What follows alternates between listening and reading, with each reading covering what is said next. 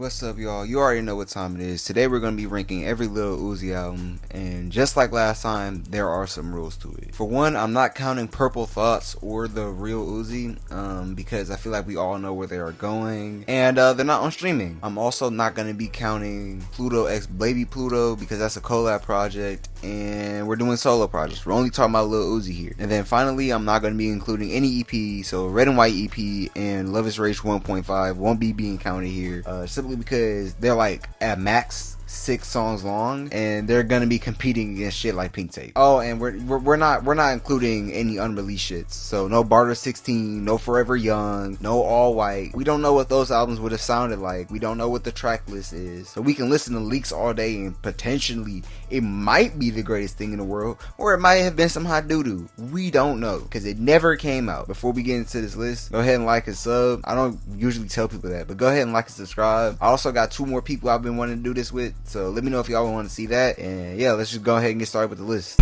Just like Lil Uzi, baby, girl, my love is range. Can't shoot a cop. Whoever said you was one. Wait a minute!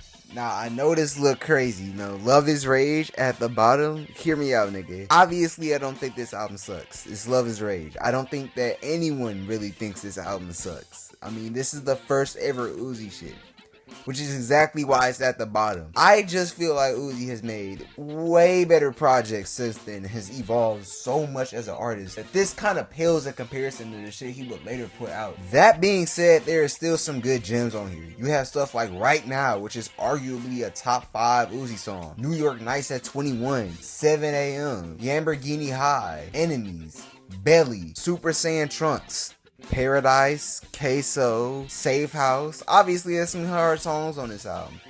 I just feel like because Uzi has grown so much as an artist, that these albums kind of pale in comparison to like literally anything else he would later do. It's not that this album really sucks, that this album is bad. If I were to have to grade it, I give it like a B-. It's still a really good shit, and it's still worth checking out. I just feel like Uzi's made better. Not so long ago, in the mysterious land of Toronto, Canada, Scott Pilgrim was dating a high schooler.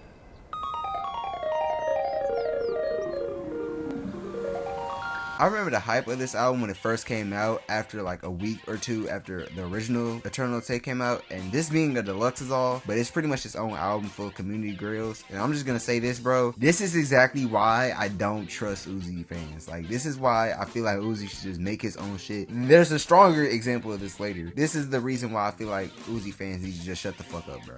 Like, just enjoy the music, because I'm not saying this is bad, but this is definitely one of his weaker projects. In fact, the only reason I have it above Love is Rage is because I think the highs are like a little bit more higher. You know, you got songs like Lotus, Myron, Moon Relate, Come This Way, Yes Sirski, Kobe, Strawberry Peels. But for the most part, this album is just kind of, but I don't come back to this album that much. I feel like this was definitely kind of like more of a in the moment type thing, especially when you got songs like No Auto, where Dirk kind of bodies Uzi, then Nav and Future's features respectively kind of suck. I feel like I'm gonna get a lot of flack for putting this low, but like, I don't know, I don't care for this particular album.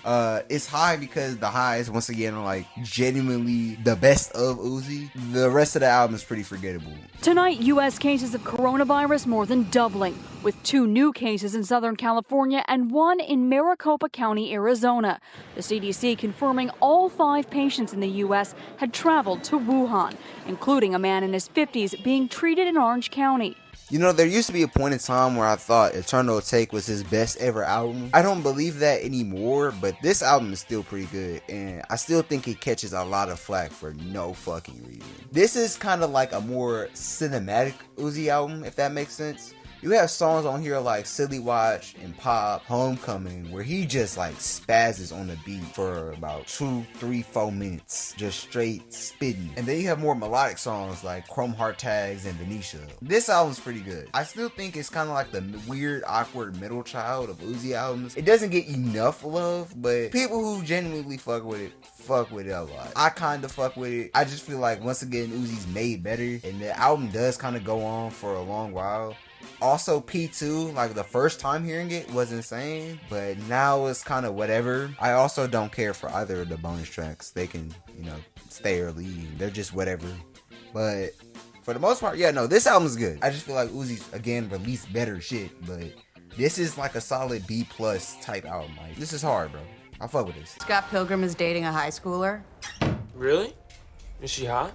How old are you now, Scott? Like 28? I'm not playing your little games, kids. So you've been out of high school for like 13 years. I'm 22. 22. You remember in my Thug video, everything I said about how the fans like love Barter 6? This is the Uzi fandom's Barter 6. I don't think it's a Uzi fan on this planet that hates Love vs. the World. I mean, it's the classic album. It's like a better version of the shit he was trying to do on Love is Rage. And like, damn near every song is a hit, except for Grab the Wheel. That's that. I don't like that song. I'm sorry. I don't like Grab the Wheel. But this was mine and many others' first Uzi album. So I got a lot of sentimental for this one. But overall, this is still a solid tape. There's not much I can say about this that hasn't already been said. 9 songs, and in those 9 songs, it does its job, and it does its job well. It's my mother birthday. We know it's your birthday. Happy birthday, bitch! So you just gonna bring me a birthday gift on my birthday to my birthday party on my birthday with a birthday gift? Happy birthday? Perfect LUV Tape is really good. Like, really good. It's like Versus the World, but better. There is not a single skip on this entire album. Carti's verse on Of Course We Ghetto Flowers is so iconic. And Future's feature on 7 Million, that song is hard. It makes me mad that their collab album fucking sucks. But yeah, Do What I Want, Original Uzi, Money Mitch, I Can Drive, Sideline, like it's some hits on this shit, bro. I wasn't too keen on Rhonda, but like after re-listening to it, it's not bad. I actually kind of fuck with it. But yeah, nah, this is a goated album. This is a really good one. Don't even get me started on Erase Your Social. That song is really good too. Like, I'm saying, like, there's no misses on this shit. The only reason it's so low is because it's only 10 songs. Like, if it was maybe 3 more songs on here, it would definitely be number 1. But because of how low of like the songs is and kind of how short this album feels, I can't in good faith put it any higher than this. So yeah. What's your name? Where you from? Perfect LUV Tape, man. I'm from the way, you know, down the street, man. Come on, man. Let's see what the fool's talking about, man. I don't care. I don't care. I don't care. Now, a lot of you niggas might be thinking to yourselves, wow, this nigga's retarded. He put Eternal Take 2 this high, and another group of people would be like, wow, this nigga's retarded. He put Eternal Take 2 over Perfect LUV Tape. My answer to that is both this and Perfect LUV Tape are honestly interchangeable in my eyes. They kind of give the same vibe to me. I fuck with both. The problem is just that I fuck with both. I don't care what y'all niggas say. I don't care who try to tell me otherwise. This album is fucking hard, bro.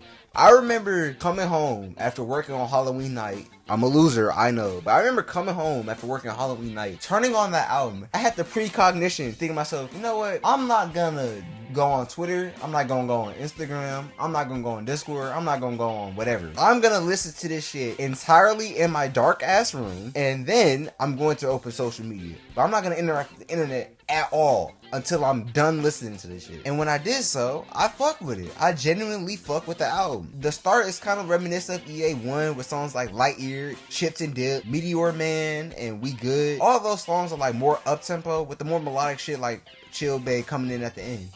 And even then, some of those songs is hard, bro. Like Perky Sex is amazing.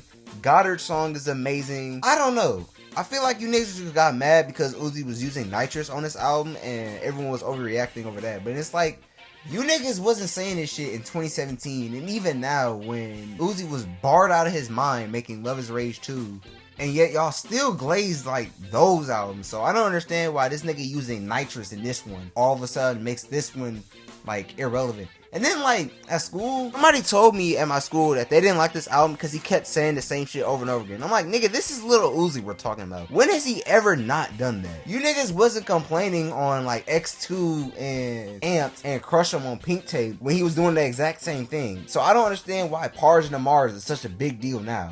And that song is hard. Yes, there's some misses on this. Like, I don't like the Big Tom Rush song. I don't like Black Hole. But for the most part, this is like a good project. You niggas is just dick eating. I'm sorry, you're dick eating.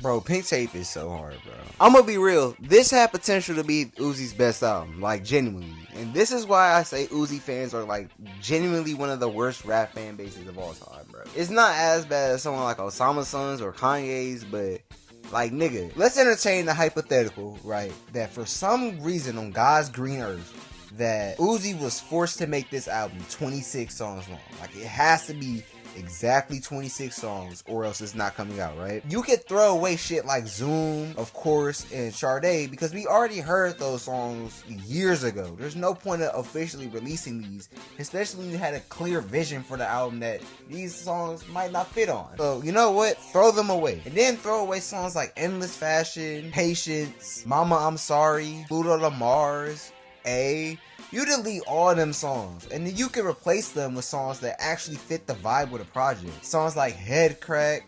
You could have had the Ain't It Fun cover instead of the Chop Suey cover. You could have had the All the Lights cover instead of the Chop Suey's cover. This nigga recorded a rock version of Lonely by Speaker Knockers and decided not to drop it because he knew that you niggas was gonna bitch and moan if he went too experimental. Which is exactly why I feel like this album has the most potential. Like, this shit could have been amazing. This shit could have been amazing. But you know, Uzi fans is allergic to nice things unless they came from 2018. So I mean, like that Molly song with So Fago goes crazy. And like, he just never dropped it. Even if he dropped it and like Fago was not on the song, it still would have went hard. But I digress. About the actual album, this album, all things said, is still like really good. Songs like The End, Suicide Doors, X2, Spin Again, Nakamura. Hell, even though it's overplayed to death, Just Wanna Rock is still kind of a good song. Like, I don't know. Rehab 2, this album is good. This album is really good. You know, if he wasn't forced to cater to niggas who are stuck in 2019. But all things considered, bro, this is still a fire-ass project. Even with the ups and downs, even with some of the misses on here.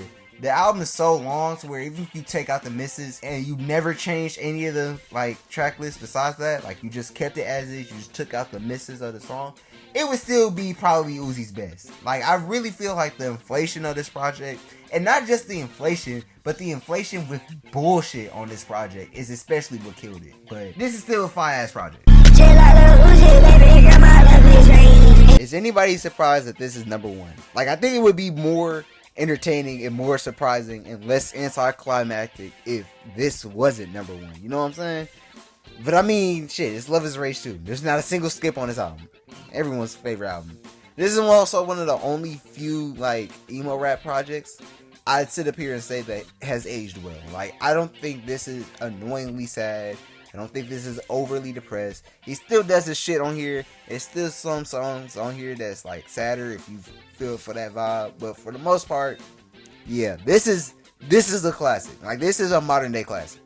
I've had people who I've had completely contrary like music opinions with, and yet we can all agree that this album is a fucking classic. Like, he just, what do I even say? What do I even say? What do I even? I'm serious. Like, what do I say? This is Love Is Rage 2. Everyone knows why this album is good, bro. I ain't gonna lie, I got money and the power. I ain't gonna lie.